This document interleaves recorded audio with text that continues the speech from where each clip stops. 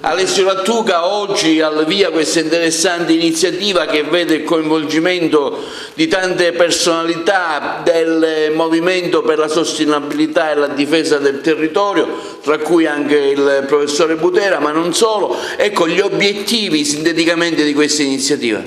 L'obiettivo intanto è quello di fare comprendere alla città il disordine in cui ci troviamo. È probabile, dico io spero che non sia così, che Enel ritorni a pensare di collocare il rigassificatore in un luogo ameno come quello di Agrigento e del Caos in particolare. Ma la finalità di questa giornata è quella di coinvolgere i giovani. Abbiamo i giovani delle scuole stamattina, seppure con grande difficoltà, sono presenti perché riteniamo che per poter integrare una forte sensibilità alla questione ambientale si debba cominciare dalle scuole, compreso gli insegnanti. Per cui oggi il professore Butera, che è il decano del Politecnico di Milano, uno studioso che da molti anni si impegna su questo tema, farà una bellissima, io spero bellissima, sicuramente bellissima prolusione del suo libro, e poi ci sarà un dibattito, i giovani saranno coinvolti nel tema. Penso che sia l'inizio di un percorso che vogliamo continuare con i giovani e con le scuole, perché pensiamo che se le vecchie generazioni sono state poco interessate al problema del riscaldamento climatico, degli effetti devastanti che vediamo ogni giorno, di comportamenti che sicuramente non sono stati di rispetto della natura, la natura si è arrabbiata e sta restituendo con chiarezza il suo pensiero negativo sull'uomo. Quindi credo che bisogna finire con l'idea che l'antropocene sia l'unica linea su questa terra. Noi daremo una nostra piccola collaborazione, una puntura di spillo per orientare i comportamenti a partire dalla nostra personale scelta di avere rispetto per l'ambiente e per il territorio.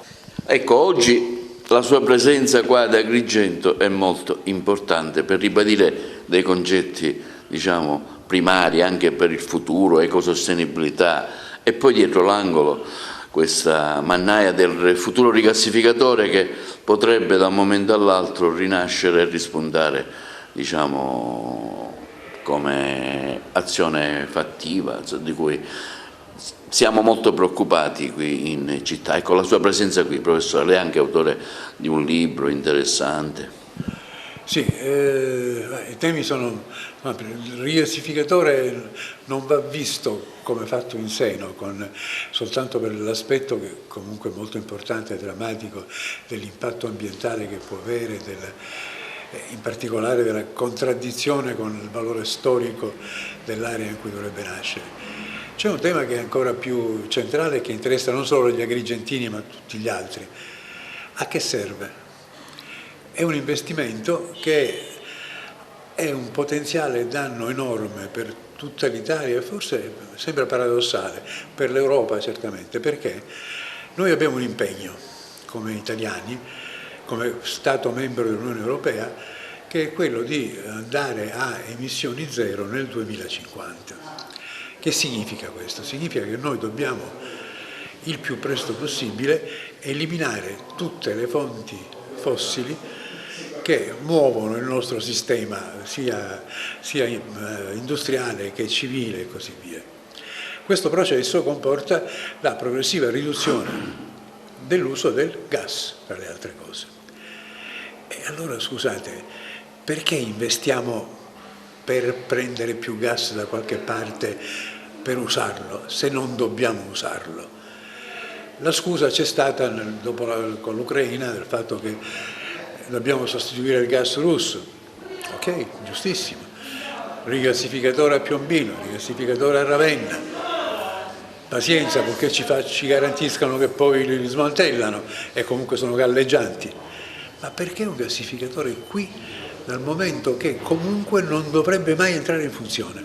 Perché se entra in funzione significa che noi stiamo uscendo dall'Europa, oltre a fare un danno mostruoso alle generazioni che verranno. Intanto è importante perché purtroppo con i sistemi spesso convenzionali, parliamo di televisione, sistemi comunicativi, si va quasi sempre poco al centro di questo tema, ed è importante perché ci sono i ragazzi e le nuove generazioni a cui chiarire cosa significa sostenibilità, cioè chiarire come se noi ci allontaniamo dalla natura, come ormai è successo, noi ci stacchiamo da un sistema che governa il mondo. Oggi il mondo ha bisogno di ritornare nei principi della natura.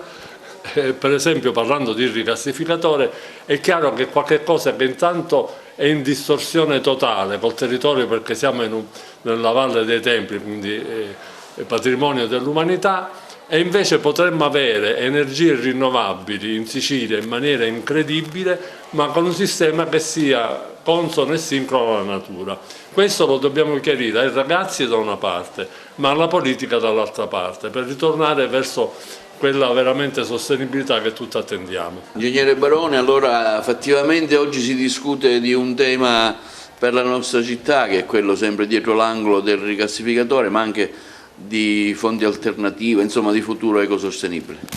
Sì, sono ormai quasi 20 anni che ci siamo mossi sempre per cercare di salvaguardare il territorio, gli ultimi 20 anni, perché poi abbiamo anche un passato sul problema del controllo e della rivivificare il nostro territorio, che molte volte è abbandonato in balia di nessuno o di leggi che sono o iniziative nazionali che vedono nella Sicilia, in particolare magari in certe zone e certe province come quella di Agrigento, dei momenti difficili come questo del rigassificatore, che in questi 2 decenni è stato controllato e anche alla fine anche osteggiato dalle nostre iniziative, con grandi ricorsi. Ora era messo in stand-by e invece rispunta, entra dalla finestra, esce dalla finestra ed entra dalla porta stavolta, e questo è molto pericoloso, perché noi siamo premio del paesaggio, siamo zona UNESCO, siamo Valle dei Templi, siamo Parco Pirandelliano, siamo costa, ora facciamo parte di un nucleo che è la costa del nostro ovest, sud-ovest, famosissima, la stiamo promuovendo. Siamo forse la città della capitale della cultura, non si sa, ma siamo in attesa.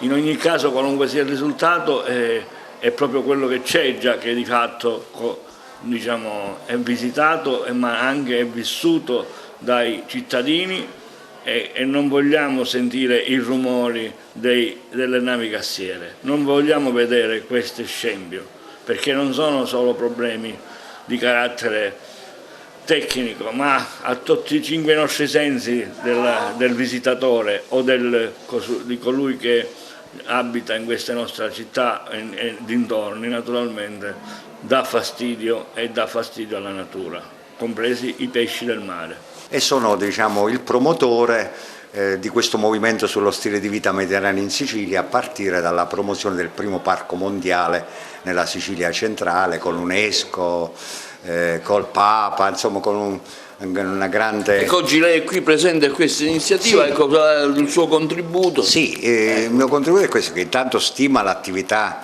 dell'associazione del dottor Lattuca, vecchio amico. Considero intanto l'associazione è proprio quello che serve in questi tempi, perché oggi discuteremo il libro del professore Butera, che è una Bibbia dell'ecologismo, ma anche il tema stesso, quello tecnico del rigassificatore, di enorme importanza. Ecco, bisogna intanto aprire un dibattito, poi vediamo dove il Signore ci porta.